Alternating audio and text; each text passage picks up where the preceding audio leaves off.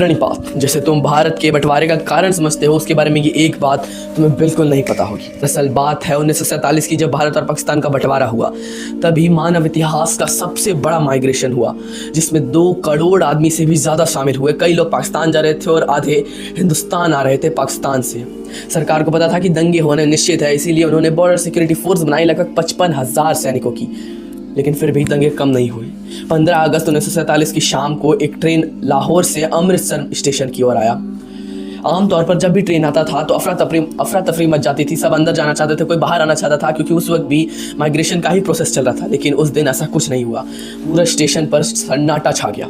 जब आदमियों ने अंदर जाकर देखा तो ट्रेन के अंदर आदमी नहीं बल्कि लाशें पड़ी हुई थी, और पूरा का पूरा ट्रेन खून से सना हुआ था, और हर जगह चौक से लिखा हुआ था, this train is our gift for the independence. और ये ट्रेन पाकिस्तान से आया हुआ था।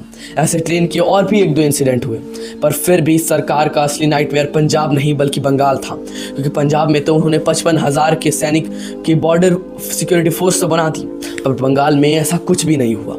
और ये तो तय था कि बंगाल में दंगे होने निश्चित हैं। इसीलिए लॉर्ड माउंटबेटन महात्मा गांधी के पास गए और उन्होंने महात्मा गांधी को कन्विंस किया कि वो किसी तरह दंगे को रोक ले अपने अहिंसा की पावर से। और महात्मा गांधी फिर बंगाल चले गए।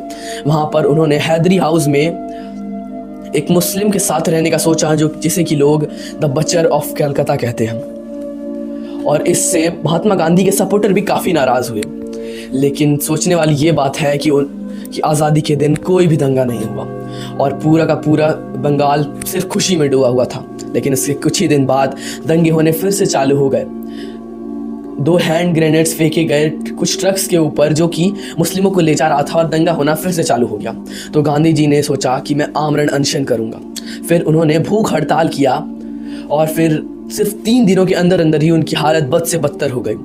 जो डाकू इन सब में शामिल थे, उन्होंने महात्मा गांधी के सामने आके अपना हथियार खुद ही त्याग दिया और बोला कि आप जो ऐसा करेंगे, आप जैसा कहेंगे हम वैसा ही करेंगे। फिर महात्मा गांधी ने उनसे ये कहा, हथियार उठाए थे, अब उनके घर के बाहर जाके पहरा। और फिर उसके बाद जब उन लोगों ने फिर मुस्लिमों के घर पर जाकर पहरा देना चालू किया, पूरा का पूरा बंगाल सड़कों पर आ गया। सब नारे लगाने लगे कि बापू बीमार है, बापू की हालत खराब है। और इसके कारण बंगाल में एक भी दंगा नहीं हुआ, और पूरा का पूरा बंगाल खुशी से विभाजित हो गया। और इसे ही आज हम द मिरेकल ऑफ कलकत्ता के नाम से जानते हैं। जो काम 55,000 की सेना नहीं कर पाई, वो काम अकेले एक बूढ़े आदमी महात्मा गांधी ने कर दिखाया। वैसे सब्सक्राइब कर देना, क्योंकि ये चैनल भी अच्छा है।